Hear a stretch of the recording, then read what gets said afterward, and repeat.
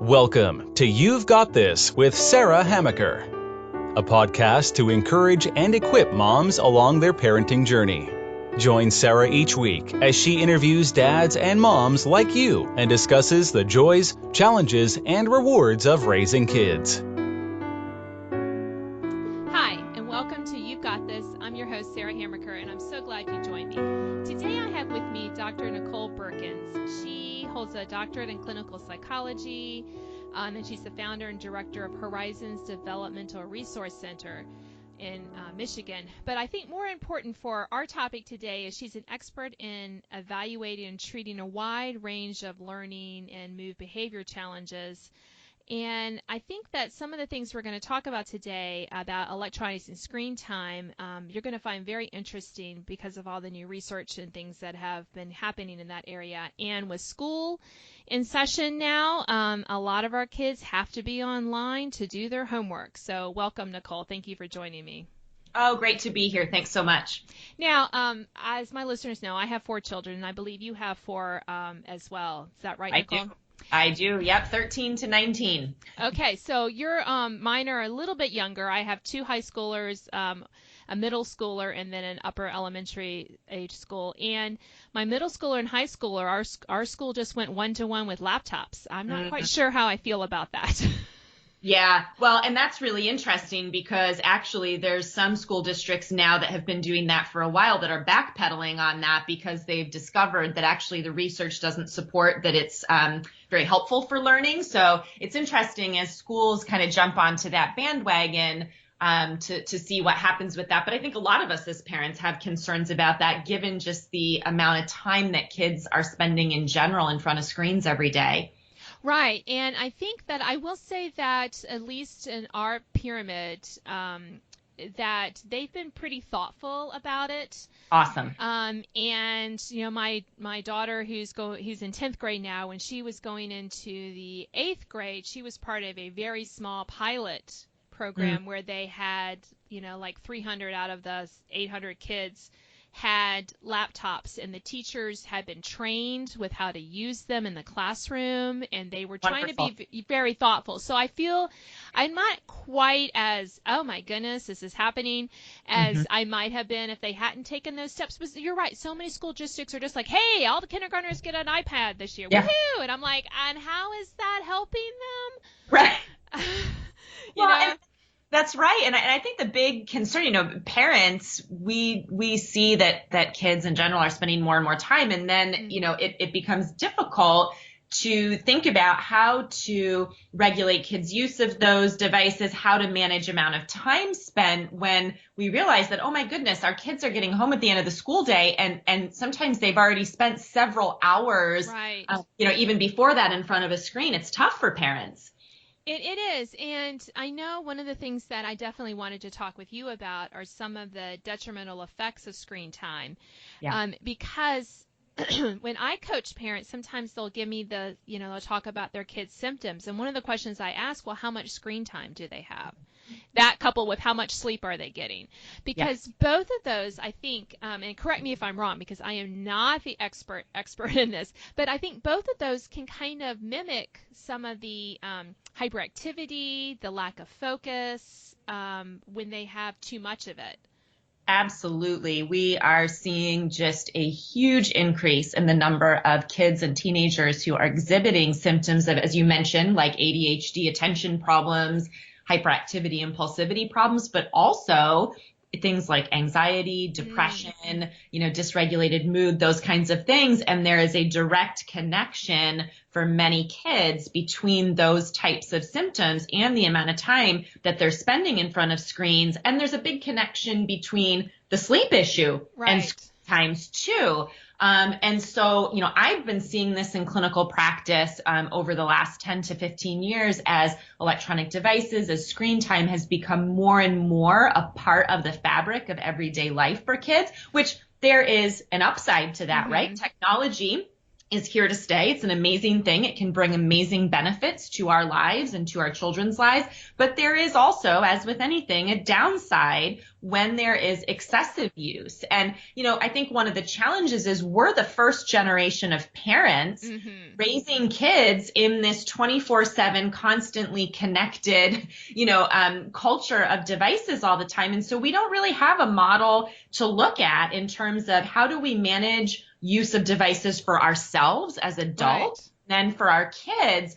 And so it's one big experiment right now. And it's a huge question that parents have on their minds when they contact us or when they come into the clinic is how to manage the screen time piece, how this is impacting their kids.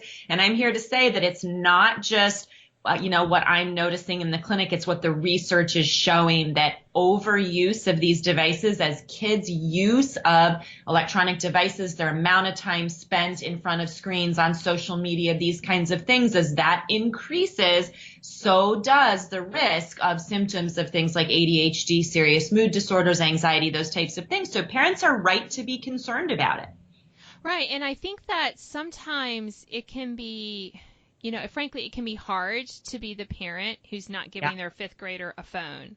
Boy, do I know that. Yes. Yeah. I mean, and I will just say to my listeners that I have 2 high schoolers who do not have smartphones. They bought iPods with their own money, and so they have a device that they can use, and the Wi-Fi at school works great.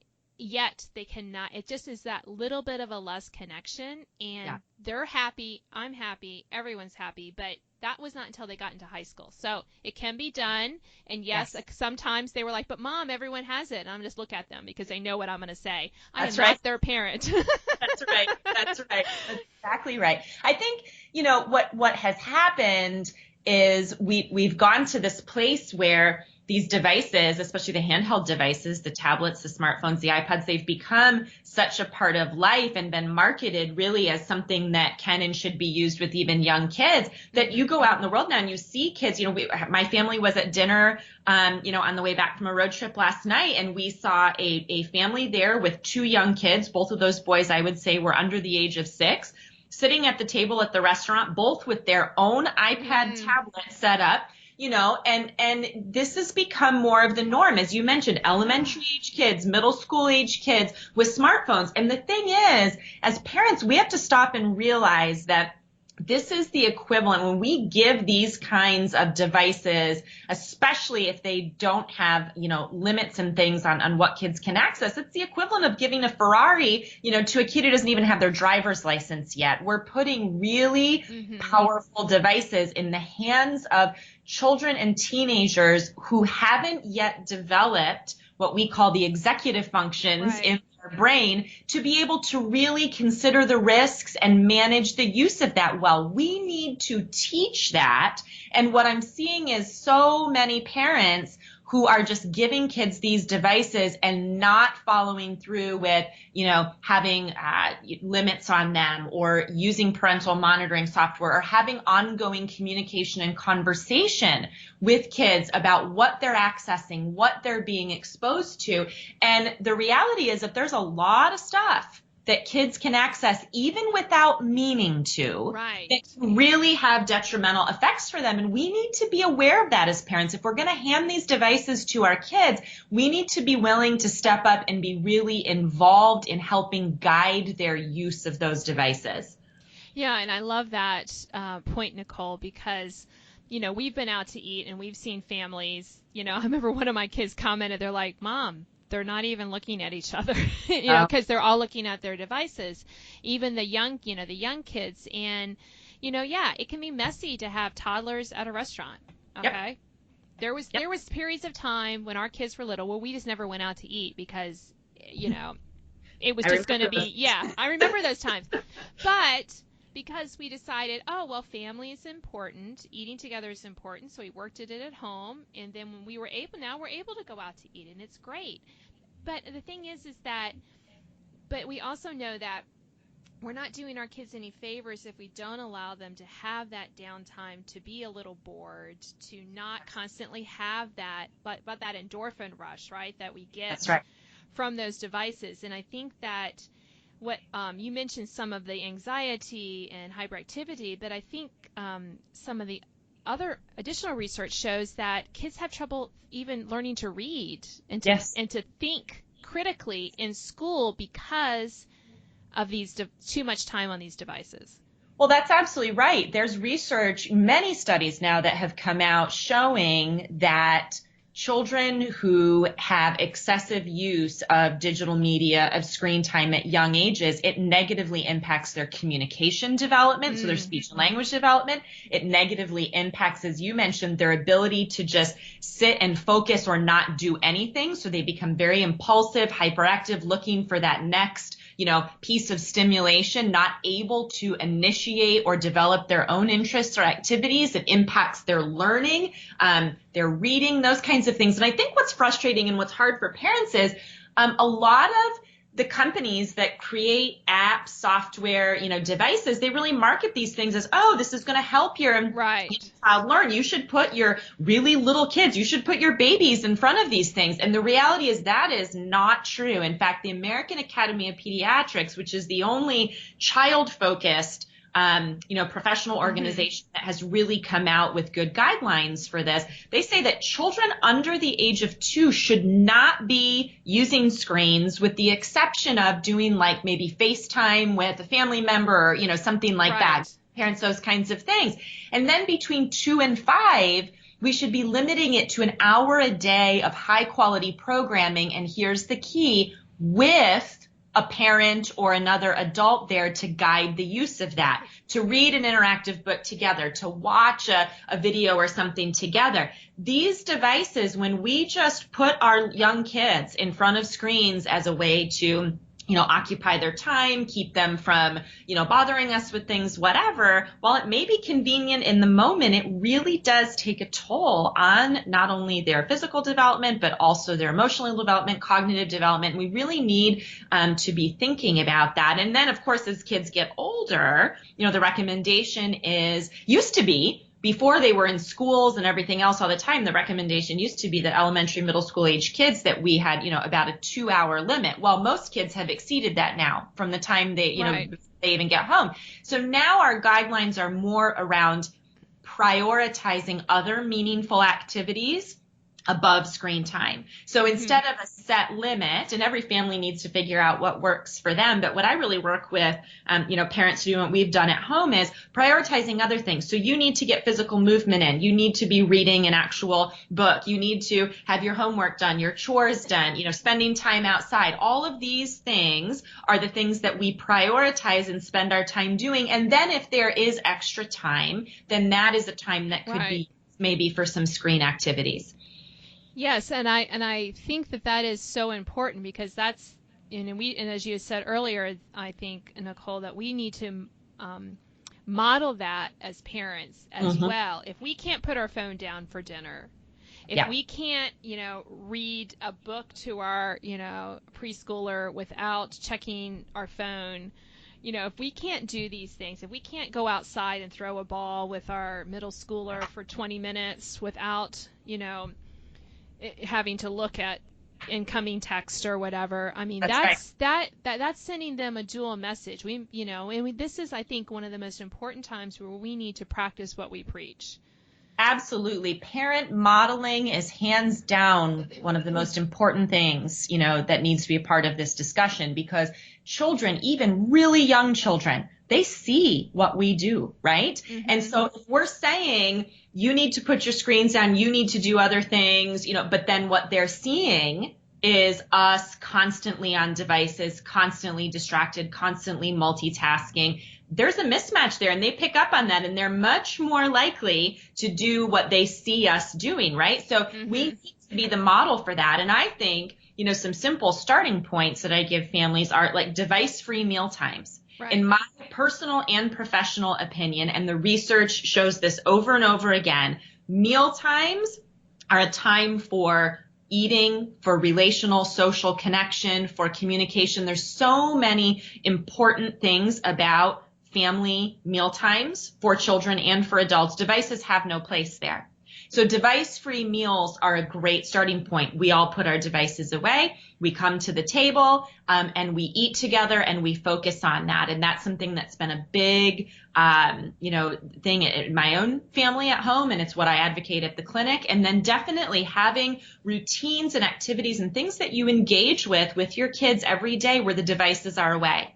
If you are struggling as a parent to sit down for 15 minutes and read some bedtime stories to your child, or give your children, a bath, or go out for a walk, or play outside for a little while without having your device right there and checking it constantly, we need to be aware that maybe we need to work on, managing our own use of device, be aware of how consumed we are with them, and think about then what that is doing in terms of a model for our kids, because that modeling piece is just so critical.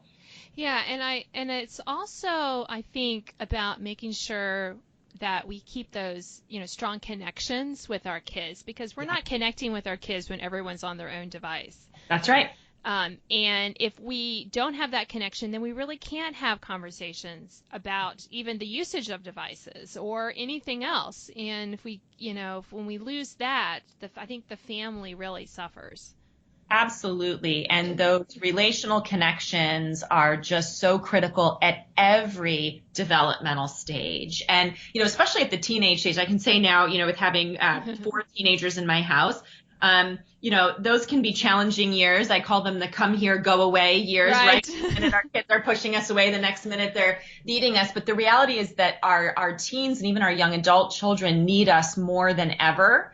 To guide them at those ages. And these are not times for us to just say, well, all their friends are on their devices constantly. There's nothing I can do. They're going to be off and on, just let them do it. We need to be guiding their use of that, having conversations about that. I recommend that parents don't even consider smartphone type devices for their kids until high school. And that's not a given that kids them then in 9th grade. That's just the earliest that I think it should be on the table for discussion. But so many parents say, well, they need a way to connect with their friends. They're going to be social outcasts. All this. None of that is true, as you mentioned, for your own kids. And I can speak to personally for mine and working with hundreds of families at the clinic.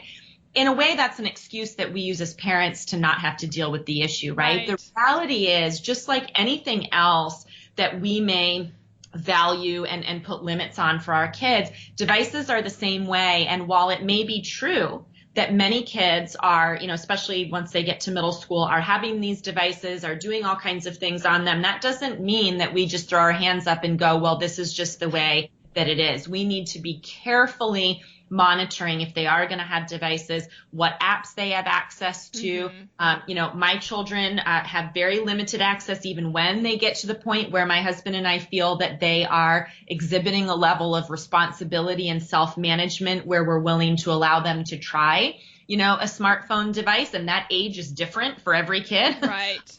But when they get to that point, we're still monitoring and managing. We are actively have in communication with them about what they're doing, about what friends are doing, because the reality is, as kids get to those adolescent years, research is showing us that it's particularly the social media activity and constant communication with peers in that realm that is really detrimental as far as anxiety and depression and suicidality and those kinds of things go. So we really need to be helping them make sense of what they're exposed to, helping to protect them from things that are just plain inappropriate, because the reality is there's a lot of that out there. Yes. And again, even if they're not meaning to access it, most kids aren't intentionally searching for or looking for those kinds of things, but they're out there. And in a lot of these social media apps, there aren't good ways to block content. And so if you're going to give your kids those apps, things like Instagram or those kinds of things on their device, you have to be aware that you have very little control over what they're actually seeing in those, even if you have parental monitoring software and things. So it's that communication and that awareness and really that guidance that needs to be there, even more so, I think, in the teen years.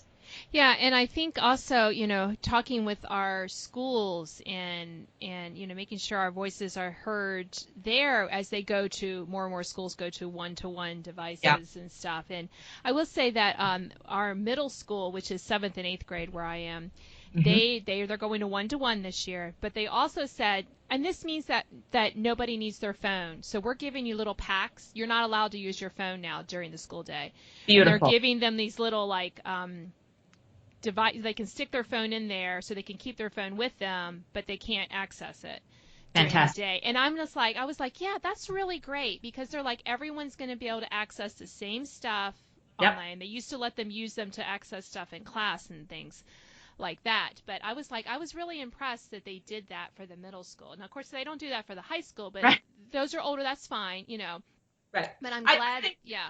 that's wonderful. And we have a large school district here in my area that announced a policy this summer of no cell phone use in school at all. It's very interesting to watch the response of that. Mm-hmm. Many educators were totally in support of it, and yet there were some parents really having an issue Yes. with it. And I thought, wait a minute here, because if there's one thing that the research clearly shows, it's that media multitasking is the most detrimental for brain development. And what are kids doing all day long in school when they're allowed to have their phones? They're multitasking. Yes. Even if they've got their one-to-one, laptop, tablet, Right. whatever, it's very detrimental. And teachers are seeing that across the board. Kids are not focused. They're not engaged in learning. And so I'm a huge proponent of get the smartphones out of the classrooms. As you said, when you've got good policies in place for using school issued devices and teachers have appropriate training for how to integrate those into the curriculum and use them in a meaningful way, there is no need for students to have any of those other kinds of personal devices. I had a parent say, well, what if my child has a safety issue or needs me or whatever? I'm like, well, first of all, that's probably your issue that we need to look at more than your child. But also, they'll go down to the office and use a phone just like we all did when we were growing up. Right. Child is sick or having an issue, there are phones in the school. They'll go down and use those. They don't need to have this constant access through their devices. So I applaud your district and all the districts that are doing that. I think that will have a profoundly positive impact on learning outcomes and social outcomes. Because the reality is a lot of kids now, even in the elementary ages, they go out for their one little recess a day, and you look and you see many of them sitting against the wall, texting or playing their games on their handheld devices. And it's like, wait a second, this is time to be outside engaging with one another, getting physical activity. So I think putting those devices to the side and having kids engage in other things, especially during the school day, so valuable. Right, and I think that you brought up some parents were complaining about it. I think that is where we really need to step up as parents and be supportive of teachers who say no devices in my classroom. Because That's I know right. that, my daughter's in high school. They're like, yeah, you can't use them. If you do, the teacher will take it away. Yes. And the principal supports that and I think that is, like you said, that's so important for their education and for their just general well-being. Yes. And I know we're kind of to the end of our time. I know we think we could talk much longer about this. But I think one of the takeaways from me is just the reminder that, first of all, as a parent, it's my job to model what I expect my children to do with their devices. Yes. And two, just to remember that, yes, they're great, but there are, pros and there's a lot of cons to having a device, and to really think long and hard. It's really hard to put that genie back in the box. Yep. So we really need to make sure that we, we're very careful about when we invite those devices into our homes. Absolutely. And using, appropriate, there's lots of great apps and things out there. Devices come with, certain amounts of, parental protections and things like that on there. But I even encourage parents, when you bring those devices into your home, to look at some of the other apps that are available. There's several of them. Custodio is the one that I use personally and recommend at the clinic, but there's many good ones to help with that guidance process. Because one of the big things that parents complain about is this is taking, so much time. I don't know how to monitor this. I don't know how to keep my kids safe. What do we do with this? And so there are programs now that make it very simple to manage everything from the amount of time that devices are active during the day to the kinds of content. And I really encourage parents to look into those for safety reasons, but also just for the health reasons and to make it easier for us as parents, to manage this stuff, because it's one more thing on our plate, right? But it is our responsibility. And so I like what you're saying about we need to step up. If we're going to bring those devices into our kids' lives, it is our responsibility first and foremost as parents to be managing that appropriately and helping our kids learn to do that appropriately. That's our job. Right, and that's a great way to end. So parents, we have a job to do, and we need to let's do it. Let's do it right. So, well, you have been listening to You've Got This. I'm your host, Sarah Hammaker, and I've been talking with Dr. Nicole Beurkens. She is a clinical psychologist, and she's with the Horizons Developmental Resource Center, and you can find out more about her with this podcast. We've been talking about electronics and screen time, so listen to the podcast, and I hope you enjoyed it. I'll talk to you later. Bye. Thanks for listening to this week's podcast of You've Got This with Sarah Hammaker. Sign up to receive notification of new podcasts and listen to previous editions at sarahhammaker.com. Until next time, remember, parenting might be hard sometimes, but don't worry, you've got this.